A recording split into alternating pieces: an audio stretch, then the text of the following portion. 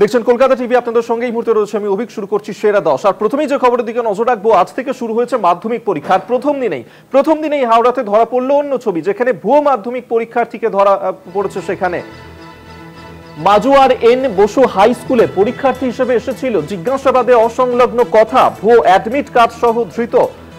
বালির একর পরীক্ষার্থীর আপনাদেরকে আরেকবার জানিয়ে রাখবো, যেখানে হাওড়ায় মাধ্যমিক পরীক্ষার্থী ভুয়ো পরীক্ষার্থী ধরা পড়লো। সেখানে বালির একর পরীক্ষার্থীর কাছ থেকে স্মার্ট ঘড়ি বাজেয়াপ্ত করা হয়েছে সেখানে, এবং হাওড়ায় প্রথম দিনেই ধরা পড়লো ভুয়ো মাধ্যমিক পরীক্ষার্থী। জগন্নাথ সামন্ত আমাদের সঙ্গে টেলিফোনে রয়েছেন প্রতিনিধি, বিস্তারিত কথা বলবো। জগন্নাথ, কি ঘটনা ঘটেছে? দেখো, তোমাকে বলে রাখি, হাওড়ায় ধৃত ভুয়ো মাধ্যমিক পরীক্ষার্থী এবং বালিতে পরীক্ষা কেন্দ্রে ছাত্রের কাছ থেকে উদ্ধার হলো স্মার্ট ঘড়ি। বাতিল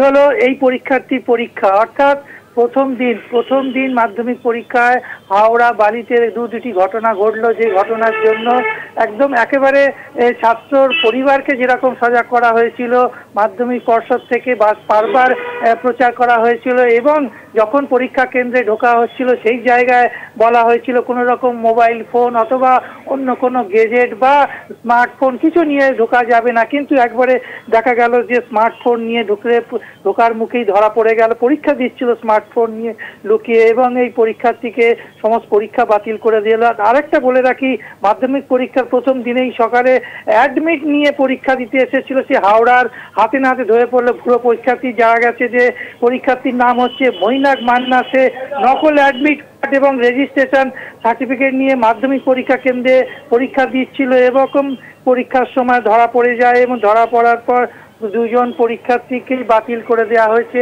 এবং এই যে চাঞ্চল্য তৈরি হয়েছে, প্রথম দিনেই দুটো ভুয়ো মাধ্যমিক পরীক্ষার্থী পাওয়া গেল। একজন স্মার্টফোন নিয়ে ধরা পড়লো, আরেকজন ভুয়ো পরীক্ষার্থী অন্যের ভুয়ো অ্যাডমিট কার্ড নিয়ে পরীক্ষা দিয়ে ধরা পড়লো।